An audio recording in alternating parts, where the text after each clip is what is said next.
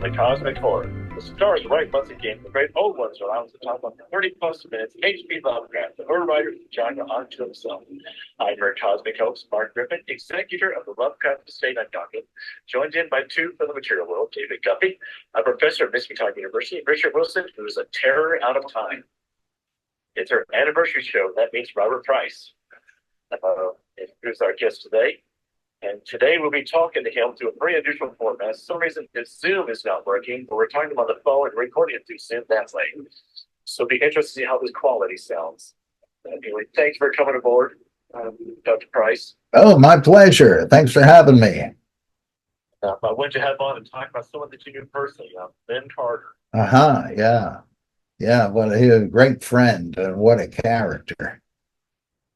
I understand that he was influenced by a story about the Lovecraft Ghost wrote.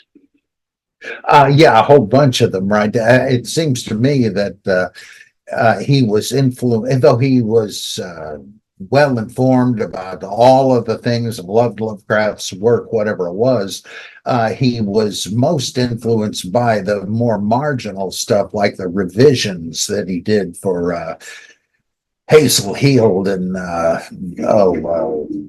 these various other ones. Out of the eons. Yeah, and the Curse of Yig and the Mound and Zelia Bishop and these other colleagues that for a long time it was thought that Lovecraft just touched up these stories, but when S.T. Joshi managed to consume all of Lovecraft's voluminous letters and so forth, it turned out there was a lot of light to be shed on the process, and basically these revision clients would just send Lovecraft the germ of an idea, like almost nothing, and he would write up a story that suggested to him.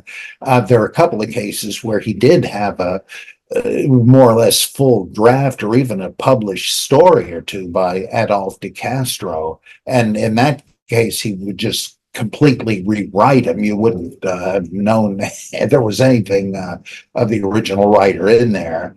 And it was this stuff. I'd never heard him or talked to him about this in particular as to why this stuff appealed to him so much. But I guess he figured the rest of it was overworked territory and the burned over district, as you could call it, and decided to build out from these more marginal, less visited fictional locales, and he had more freedom, like Lovecraft did, to be whimsical to some degree.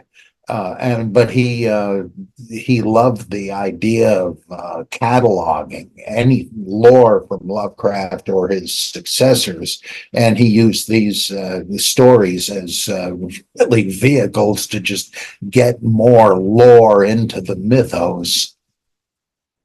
I seem to have enjoyed them. Like I'm really crazy, so like the sons of Cthulhu. Yep, yeah, right. Zathamog and what the heck? It's been so long since I've looked at a couple. And Alpha, what do you say that one? Yeah. Yeah. Oh, Gatanathoa. Yeah, that was one of Lovecraft's, but he liked that one, and that was like a perfect example of the kind of thing he wanted to elaborate. I think he made Gatanathoa, who was a Lovecraft coinage for Out of the Eons. He made him, I believe, one of the like Mike, Robbie, and Chip, the three sons of Cthulhu, and it was, of course, I'm his literary executor, and I always loved Lin's Thongor stories, so I did one in which, and it combined Thongor with Bothon, another sort of a sword and sorcery thing that Lovecraft revised for Henry S. Whitehead. And so I threw them all into the mix, and it fit pretty well, I think, because of the contacts Lin had made. He saw different Well, he did sort of what August Derleth did. He had his own reading of the Lovecraft stories that most fans and scholars now know was not really what Lovecraft intended. All the elder gods rushing in like the U.S. cavalry and all that. Lovecraft didn't really have that, though there were intimations, and Derleth capitalized on that and spun it out. Well, Lin did the same thing with Lovecraft and Derleth. He figured that was a pretty good way to keep evolving the whole Cthulhu mythos thing without just endlessly repeating it. Just your old one's name goes here, and then the rest of the story is pretty much the same.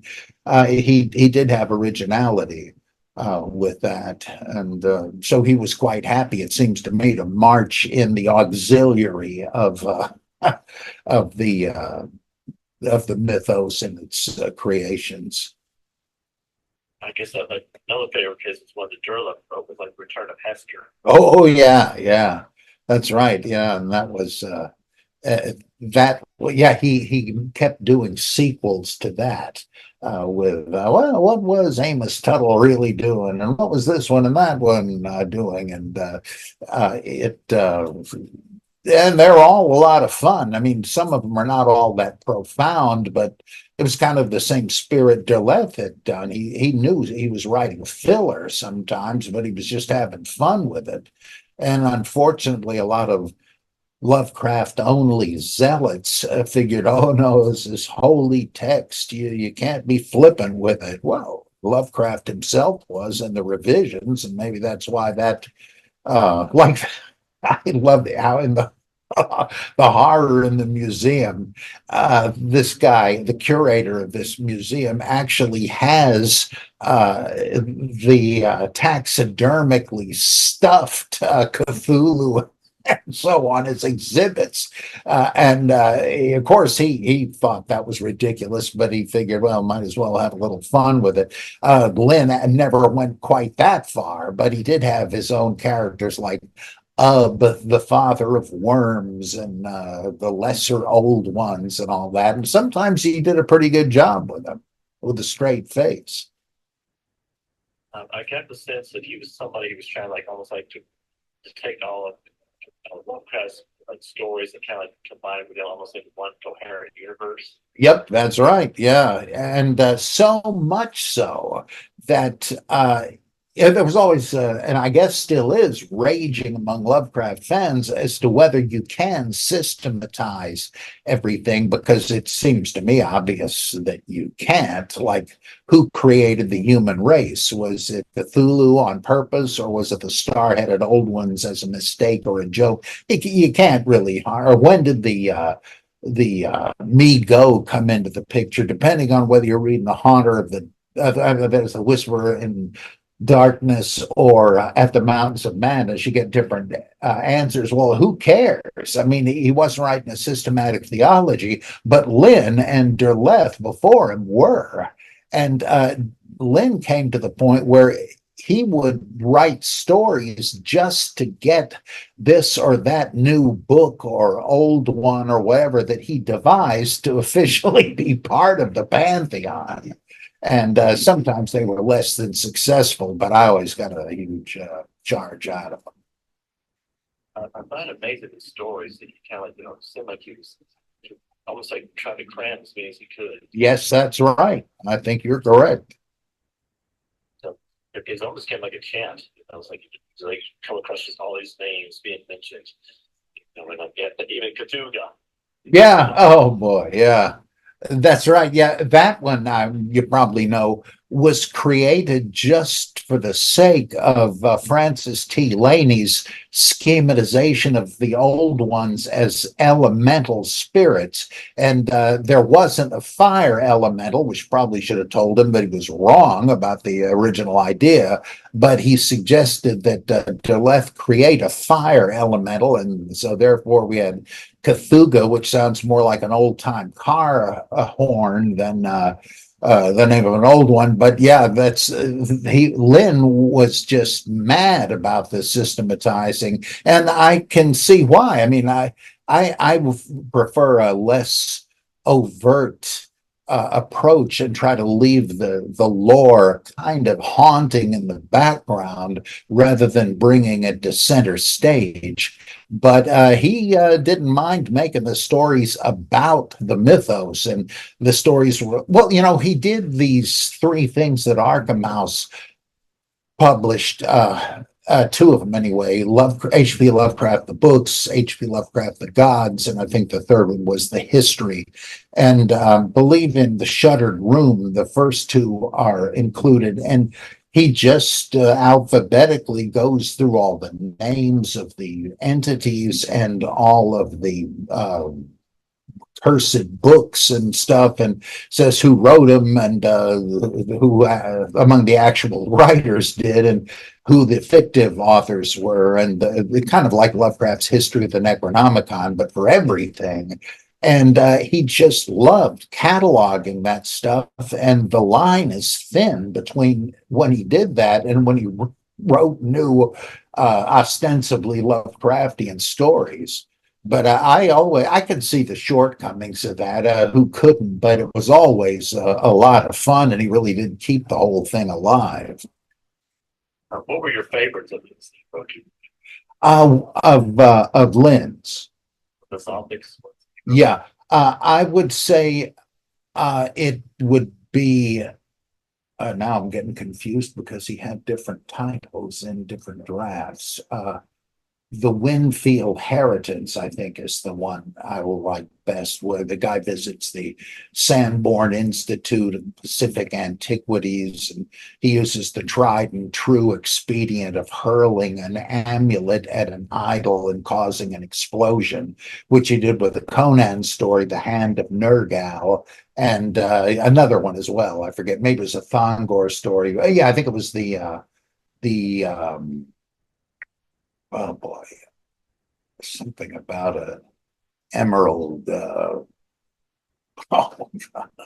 I'm going to be 70 years old in a few days, and I'm already losing it. I can't think of what the heck that was called, but that's my favorite. It had the most subdued and Lovecraft-like approach. It wasn't as garish, and it was very complex. I thought it didn't appear to be a rushed job, as some few of the other ones did.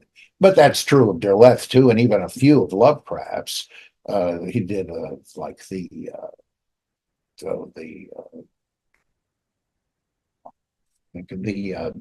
Moon Bog, for instance, as a favorite of somebody, and it ain't much of a story, but it's by Lovecraft, and that's true here too. You get to the point where you just like some of the author's work so much that you start eagerly pursuing anything else he wrote, even if it stinks, because, well, it is by my favorite author, and I'm self-critical enough to realize when I'm doing that, and I'm not ashamed of it. I don't place it all on the same level. But if it's by Lin, or if it's by Robert E. Howard, or by Lovecraft, I want to see it. Why not? He had a star that he used on the stories itself. Was that a star that he made up? I couldn't find it actually like an actual star. Yeah, if anything, he would have said it was like the pre-human language name for one, but I don't believe he ever even equated it with a known star. It was like Lovecraft's planets. Yuggoth, he did say was Pluto, but most of his others, like Shagai and Yadith and so forth, he just made up, and who knew where they were supposed to be. And that was part of the effect of the obscurity. Well, this is a star, and I had never heard of it. Well, actually, he kind of refers to that in The Whisperer in Darkness, in the original autograph draft, which I consulted in the John Hay Library. When Wilmarth is talking to Akeley and he's letting him in on all these mysterious secrets, he said, I learned the origin of half the evanescent stars. Well, in the published version, he didn't have the word evanescent. I forget what word he used, but it was like stars that came into being, like, I guess, the Bethlehem star, and then they were gone. Why? They retreat into another dimension. Well, that was the same sort of idea that, yeah, it's the universe we live in, and it's scarier than you know, but it's even more obscure than you know. These now you see it, now you don't, planets and stars and so forth. And I think Lin saw that and liked that effect and did the same sort of stuff. Did you know there's a band out there called Soft? No, did they spell with an X or a Z? Nope, the next. Hmm. I haven't had a chance to listen to them now, so, but they do have like a Bandcamp page, so you can listen to some of their songs on there. Oh, oh, great, great. Glad to hear that. Cultural revolution of Lovecraftianity proceeds apace. Well, that's great. Yeah. There's one, I would like to do a whole program just on Lovecraft music. That's, Uh-huh. but and one of the posts that you wrote about on Lin Carter, the introduction, you mentioned about like, but Lin Carter was doing mythos. She kind of compared like religious scholars trying to do the Bible, trying to like, make it coherent and stuff like that. Yes, that's right. Yeah, and I agree with Dave Schultz, who says it seems more effective to leave it uh, self-contradictory and to make it hints. Well, Lovecraft explicitly said when we study genuine ancient mythology, they're overlapping and contradictory versions of the same story. They're various local versions of different gods. And so if you want to make his pseudo religion, as I think he called it once, sound convincing for literary purposes, you have to have the same chaos as in real mythology. And I once did a review of somebody's book or article where this boy, it was a long time ago. This fellow said that he was sure that everything in Lovecraft would fit in. There was a place for everything, that each alien race and when they did things and how they related to one another. And I just felt like that is obviously not the case. And when there are irreconcilable contradictions, that's not because Lovecraft couldn't keep things straight. He was trying to generate a kind of fog of obscurity, just like real mythology is. It's survived being passed down orally by hundreds of generations with competing versions. And again, that's like the Bible. There are loads of instances where you have several versions of the same story, sometimes three versions of the same one, and hardly separated in Genesis, like where the patriarch and his wife go into a foreign country, and she's so beautiful he's afraid that the locals, well, the king probably will kill him off to add his wife to his harem, even though according to the framework of the story the wife is over 90 years old. But they used them all because they're all sacred. And you start thinking, wait a minute, haven't I read this a couple of chapters ago? Well, yeah, you did, but what you're reading is a kind of a scrapbook. And luckily or otherwise, the more you streamline and synthesize stuff, the more you're losing the originality of it. And so that was Lin did both. He was a systematizer, but he was also an embellisher, and there were interesting results. Like Brian Lumley, very much the same way. So, so how did you meet up with Carter? Well, when I was 14, way back in the days of the dinosaurs, I was a big Thongor fan, and there wasn't much else by Lin available at the time. And I do cartoons and the like, and I did a kind of a friendly spoof of Thongor. And uh, and I sent it to him, and he wrote back, and boy, was I thrilled. He really liked it, and I didn't hear any more from him for years. I mean, I was just a pipsqueak and had no business trying to set up a correspondence, so I didn't. But decades later, I decided to write one of these Starmont House guide books for different writers, and I decided, well, how about Lin Carter? And I said, yeah, sure. And as it turned out, a guy that ran a local science fiction club occasionally had Lin, who just lived over the bridge in New York.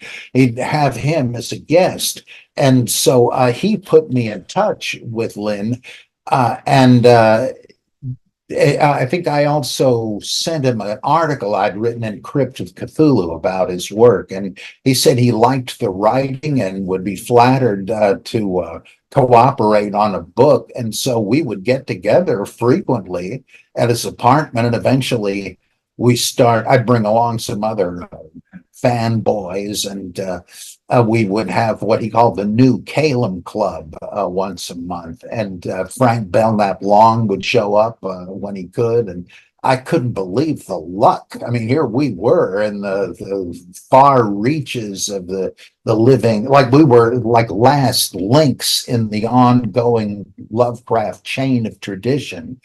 And boy, that was great to talk to both of these guys from different generations, but both important Lovecraftian writers. It was really great. Those were the days. What was it you liked about his writing? Well, I cut my Carterian teeth on his Thongor books and then his Conan pastiches with Sprague de Camp. And I always, like, what made me a fanatical reader when I was in junior high was that I saw an Archie Goodwin and Steve Ditko sword and sorcery story in Creepy Magazine. And I thought, wow, this is so interesting. And then shortly thereafter, I saw one of the first Lancer Conan paperbacks and gobbled it up. And boy, I was hooked. And then shortly, I was hooked partly by the Frank Frazetta covers on the things, no matter what was inside. But I loved the Howard material. And then once I saw Thongor, I said, oh man, more of the same. And so I read every one of those as they came out. And I always felt that it was a little more like reading a comic book. This was before Thongor actually became a comic book, but I loved that stuff as well. And then other fantasies of his, like The World's End and some science fiction stuff that became available. I'd read each one of those that I could get my hands on, and I recognized, like, I have to admit, I began to think that the stuff he wrote after about 1970, the Jandar of Callisto books and the Green Star and Xanthodon, I dutifully read all of them to write that book, but I really thought the glory had departed. His writing seemed more perfunctory and inclined more toward summary than scene. He would just sort of tell you what happened rather than showing you. And I kind of miss the good old days of this Conan and Thongor stuff. And his mythos stories often seemed a little shallow, but they're all enjoyable. And so I think I read every bit of fiction he ever wrote, and I'm glad I did. For Thongor, could you explain who he is? Same topic in program before. How's he did Conan? Well, what he did there, like, he loved Howard and Conan, obviously. And so in addition to working with Sprague on Conan pastiches, he would write stories of Thongor of Lemuria, who was a kind of a combination of Conan and King Kull from Howard, with the Mars books of Burroughs. And I thought he did a great job basically putting Conan on Barzoom. And I loved the imaginative character of it, the color in it, the swashbuckling activity of it. And I still just think those things are really enchanted books. Some of the others just as good, but those were really my favorite. And Thongor is we're really a perfect merger of Conan, who does wind up as a king, but most of the writing about him, he's just an adventurer, a barbarian. Whereas Kull is a barbarian who becomes a king, and as eventually happens to Conan. But Lin melded them together in a really effective way. With all the weird and bizarre things, because Barzoom was even weirder than the Hyborian Age. And so he had Thongor facing some challenges that Conan would never have come across. And I just thought, man, this is really gold. And can't say that about everything he wrote, but it's all enjoyable. But Thongor was my favorite. And I continue to write Thongor stories now. And I even finally finished an outline he left called Thongor Conquers the Underground World. And that was published a few months ago. And I put that off for years. I don't think I'm up to the job. And finally I said, okay, I'm accepting the challenge. And it was great fun to do. What was the, I guess, the challenge for you for like tackling that job? Well, he had a very fulsome outline, but I had to try to make sure that the characters were believably the same, and that the dialogue between like Sumia, his queen, and her brother or cousin Prince Drew, and the other nobles of Patanga, that they were in character and that I included enough of them, and what kind of problems would they have with each other. And uh, Lin would have he had Thongor go to this mountain with filled with caverns where some of the ancient magicians survived. It seemed like there were always some that you thought had been wiped out that came back. And I figured, now, how am I going to plausibly explain the return of this guy, and how's he really going to be defeated this time? And it's not obvious how you're going to have just a brawny swordsman defeat a sorcerer with he can't just stab him or something. And I didn't want to just be a copy cat. And so I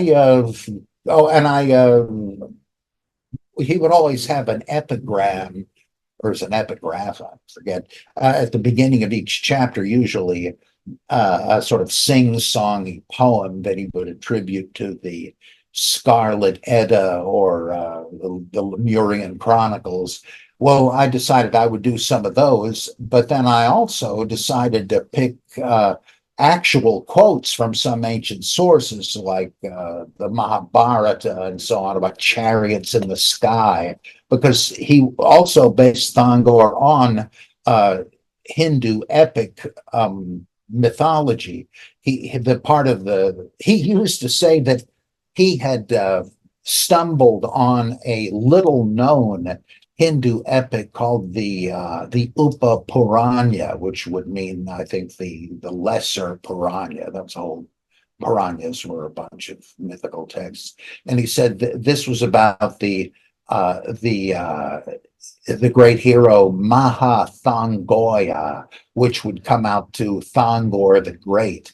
And he wrote all this as an appendix to one of the paperback library Thongor novels, because he was running a few pages short. So he made up this thing. And so I'd have, well, why not have a quote from that?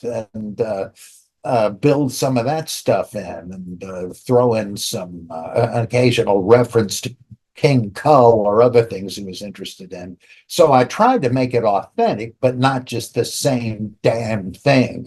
And I've written loads of short stories, but I thought, can I sustain this in a multi-chapter novel, and turned out I was really scared for nothing. I can't vouch for the quality of it, though I thought it was pretty good. But it was an important thing for me to actually venture on even a short novel, and probably going to try another one of these days. You're going to be writing song for. Oh yeah, I've continued to do that. I must have written about 20 of those short stories, but this was the I don't know if I'll do another novel. He didn't out well, I wouldn't have to lean on an outline. I guess maybe I would like to do another novel of Fangor. I feel like I really know the character now. And it is enormously fun writing the stuff, and it seems to get a pretty decent reception. So I also have continued, should I say, revived his sword and sorcery anthology series, Flashing Swords. And he did 5 of them. I think it was once every year back in the early 70s. And I decided to start it with number 6, and 6, 7, and 8 have come out. And it's mainly new writers in the genre, but with tales of pulp era swordsmen and heroes like Dwar the Accursed, Elac of Atlantis, and even a Richard Tierney's Simon of Gitta. And I have a sort of an ongoing stable of writers writing about Brack the Barbarian would have been in there if I could have gotten John Jakes' estate's permission, but who am I thinking of? Kygor, White Lord of the Jungle, and Kothar of the Magic Sword, and so forth. I figure, well, these guys could use last bow, I guess. And the stories I've wheedled out of people have been very good. So I'm continuing that. And also, all these Chaosium books I edited, those were continuations of 2 series that Lin began doing for Zebra Books. He only got started, but well, one was for Valentine. He did a book called, I think, The Spawn of Cthulhu, which is sort of mistitled, but because it was really about the Haunter of the Dark and stories that influenced it and that it subsequently influenced. And so I thought that's a good idea. So I would take the Call of Cthulhu and print it, and then various works that you can see influenced it, and then sequels to it by other people. And there's a surprising amount of good stuff. There's obscurities a lot of these fans have never seen. So I was just directly carrying on his series for Chaosium. And I really loved the guy. He was like me, I guess, a child at heart, and we're interested in a lot of the same things. And he was a great friend. And so I figured, let me carry on this guy's legacy if I can. So, what did he debut literary executive or executor? Well, I guess because actually, I later heard that some years before he had told somebody else that they would one day be the executor of somebody I didn't even know about when I took the reins. But I guess I was getting him to write stuff for my little magazines, Crypt of Cthulhu and Pulse Pounding Adventures and stuff. I did loads of those in the mid 80s. And he was kind enough to write new stories, like of Tara of the Twilight, for instance, his semi-pornographic sword and sorcery heroine. That was one Zebra paperback, and I was doing something called Risque Stories, and I said, hey, how about doing a few new short tales of Tara? And he did, and I've recently reprinted those. But he enjoyed doing this stuff, and he liked the attention. And so he knew I was so interested in his work. And when he began to, when his health began to fail, I guess that was probably when he said he would like me to be in charge. And I got all of his files and found all kinds of fun stuff in there to publish and to complete. I really missed him. He was a great, wild and wacky character. What are some of the gems that you found in there? Well, the outline for Thongor Conquers the Underground World, and I think one or two of these mythos stories, possibly the Fishers from Outside. I forget whether that was pre or post his death. There were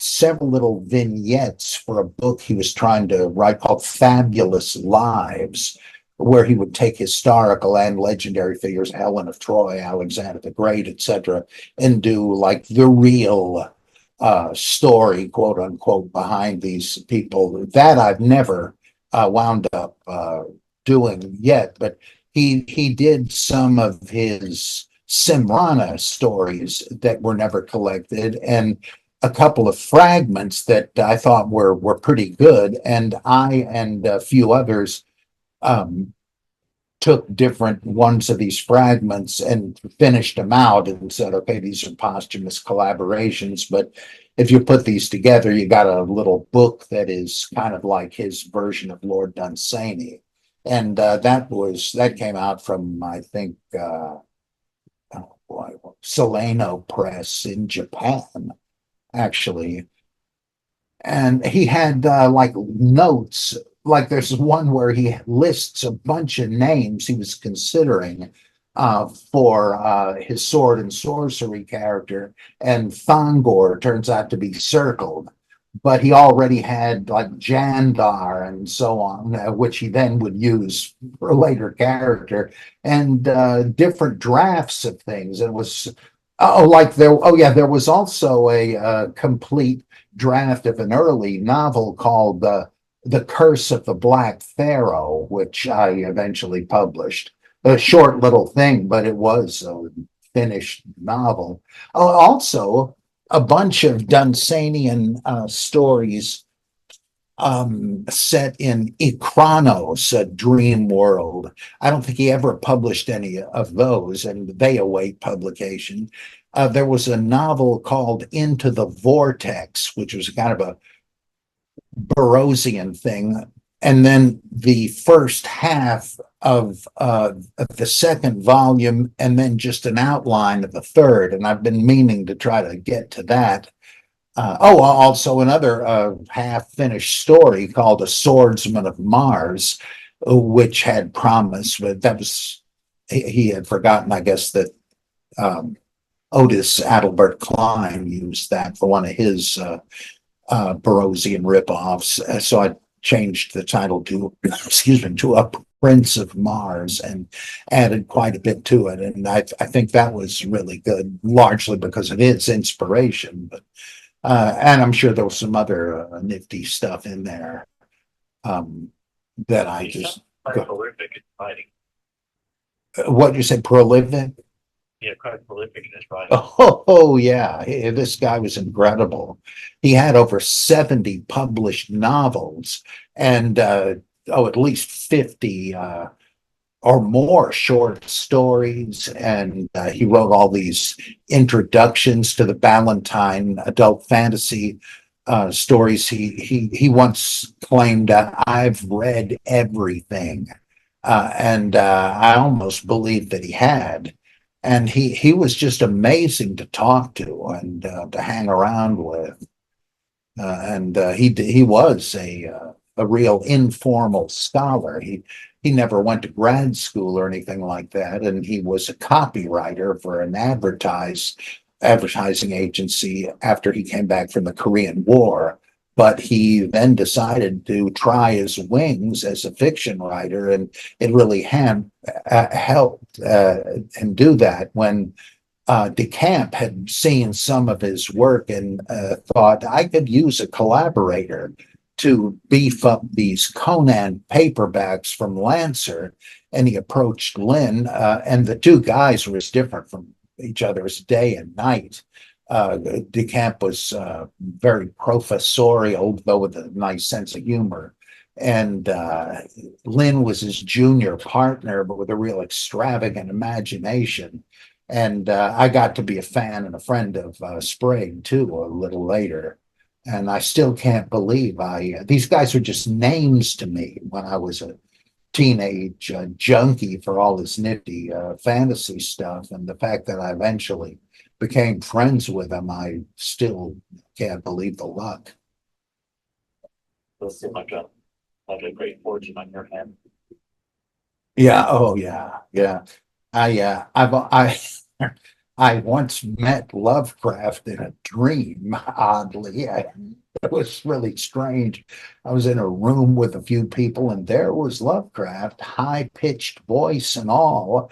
And I thought to myself, wait a second, this guy's long dead. This can't be him, but it obviously is. And so I got up my courage in the dream and said, maybe you can clear something up for me. In the statement of Randolph Carter, whose voice is it we hear saying, you fool, Warren is dead? Because he never explains it. And he said, oh, well, it was a guy by the name of Kung, which I guess I got from Kung, the Hans Kung, the Catholic theologian. But he said he was an old enemy of Harley Warren and planned on getting revenge by sending him this phony, ancient-looking note and summoning him to this tomb where he murdered him. And so that's what really happened. Well, I don't think he had that in mind in the dream. He told me that's what he was thinking. So that I'd like to believe he told me from the beyond, but I don't think so. So if you met Lovecraft, did that be the first question you could ask him? I don't know, probably not, but something made me think it in the dream. I guess there's other things I would have asked. But that might be. I mean, there's a few things that I wonder about in the stories that are unclear, but I don't know. Good question. Maybe I can have another dream and be ready with another bunch of questions this time. I have the questions prepared. Yeah. Answers would be more fun, not. Yeah, I don't know. That's a real good question. It really does kind of take the air out of the balloon when you find out. Like I always hate these stories, the special effects behind stars. Keep it to yourself. I don't want to know. I want it to seem like magic and not have it exploded. Oh, that's all it was. So maybe I would want to keep it a secret. Are you familiar with the Xenoscope comic book line that do like the grim fairy tales? I don't think so. They took they're almost like that kind of cheesecake type of like heroines, wearing some type of like really tight or seductive outfit. And usually based on like some of fairy tales like Beauty and the Beast, Robin Hood, things like that. But they decided to introduce Lovecraft. Oh, And it seems that they borrowed heavily from August Derleth and Lin Carter. oh, So they mentioned things like the dude who's made having children and like there's almost like a cosmic war between all the gods and everything. oh! I got to look this up. What's the title again? It's Xenoscope's comics. Oh, okay. Lovecraft Saga or something like that. Okay, I will look that up. A big comic book fan, so that's another interest of mine. I had noticed that because they introduced like about a lot of things that Lin Carter had in the stories. Ooh, gee, that's They do have a very interesting take on Lovecraft. Saying that he moved to Los Angeles, had a wife, and fathered a child, and so his child is like had another child, and so basically one of Lovecraft's descendants is like helping to fight the evil. ah. Oh boy, sounds good. So they pay a lot of thought that Lovecraft's like this hard drinking man who uses the typewriter. Oh boy, the HPL himself or this descendant? Lovecraft himself, Oh, I see. Yeah. they took a lot of liberties with his life. Mm. Over time, so Kenneth Page has always had a mystery of he found H.P. Lovecraft's name mentioned in L.A. phone directory or business directory. Huh. He's always wondered what was the origin of that. Wow. Huh. And I'm thinking maybe that solves the question there. Ooh, yeah. Whoa. Wow, pretty nifty. Uh, I digress. For our phrase for this episode is new Lovecraft circuit. And from my understanding, Lin Carter is the one who coined that phrase. yes, that's right. In his book, Lovecraft, Look Behind the Cthulhu Mythos. As far as I know, that's where it first comes into being. What exactly is the new Lovecraft circle? Well, this, well, let's see, the earliest member retroactively was J. Vernon Shea, who was actually a friend and correspondent of Lovecraft and did write a little bit by way of Lovecraftian fiction. He survived into the 70s. And then there was Ramsey Campbell, Brian Lumley, Lin himself, James Wade, and Gary Myers. I guess that was probably, didn't I say Brian Lumley? I guess I did. Yeah, I think that was pretty much it. And well, I'm sorry, go ahead. Did David Drake fall into that as well? No, he didn't.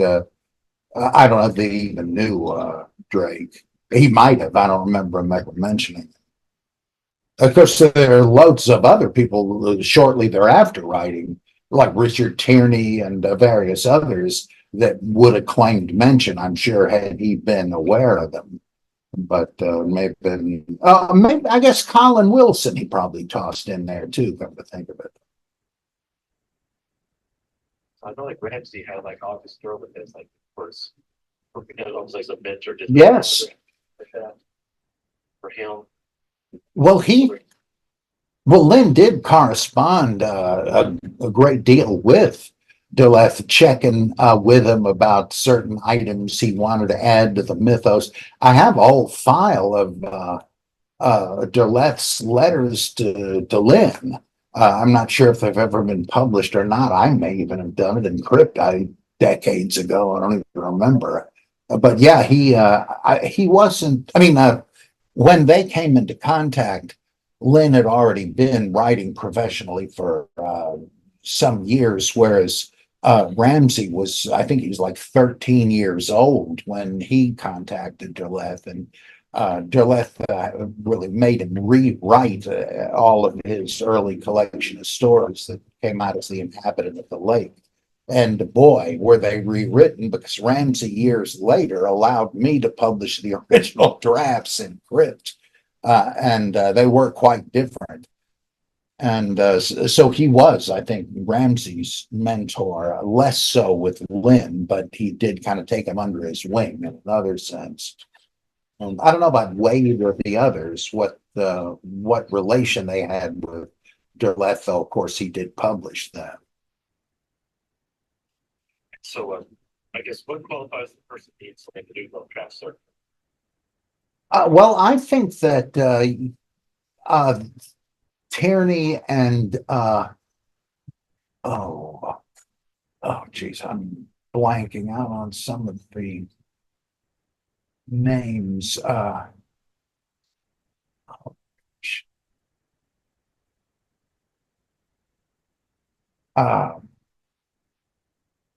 Stefan Aletti.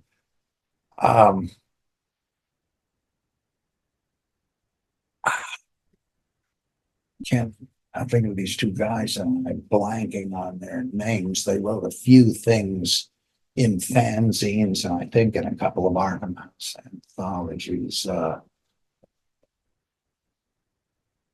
Oh boy. I guess it's sort of the same question as what would make a story qualify as a mythos story. Because all of these guys that Lin mentioned were making definite nods explicitly to Lovecraft and his entities and the Necronomicon and so on.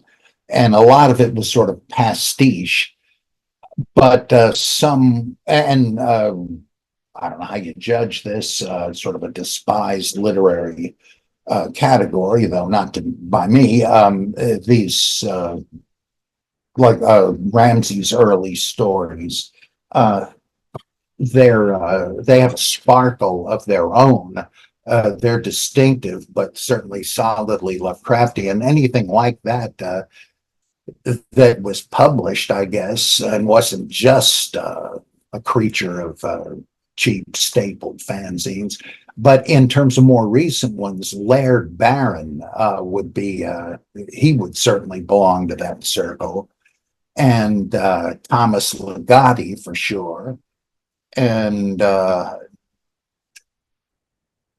Joe Pulver, the late great, he and Willem Pugmire. He had his own little corner of the mythos, and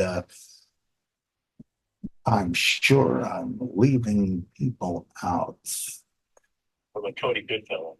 Oh yeah, oh yeah. Thank you. Yes, yeah. That guy is absolutely amazing. Just his incredible, weird imagination, and his books, Radiant Dawn and Ravenous Dusk, just mind blowing. I used to pester him. Don't you have a volume 3 in you? And he wasn't willing to do it. But he became my successor doing the Cthulhu prayer breakfasts at the Necronomicon and the Lovecraft Film Festival. He is just an exploding nova of creativity. I'm curious, do you know Andrew Gopar, Slow Poisoner? No. He comes. I know he comes to prayer breakfast sometimes. He's like he's in San Francisco. You know, he would come to some of those prayer breakfasts. What do you know? Yeah. But he has a lot of interesting albums. He does some very big band Ah, cartoons as well. that sounds like a wholesome lad. Yeah, he's one of my favorite people. Oh, yeah, I don't even know the name. I'm sure I've never met him. My loss. I'll send you one of his videos. Oh, great. Terrific. Yeah, let's send you one of his best videos. Ah, oh, terrific. Wow. Got any questions to ask him or anything? And I will. Well, thank you for your time, and despite of all the mess we had with the phone sound and everything, the song went well. Yeah, I think so too. Did you want to do the reading of Alfredo? Yeah, let me do a little wrap up here, and then I'll end this recording. I'll put a new recording. You can do Alfredo after that. Will that be okay for the phone, or is that going to be too echoey or muddy? We'll find out. Yeah, it's a whole new territory for us. Okay, so let me do my little Indian spiel, and then I go on to the next one. okay. The stars are no longer right. Let's cease all discussions until they align again next month. 30 plus minutes of HP Lovecraft is sponsored by the Sophic Dating App. If Cthulhu can get a date, then so can you.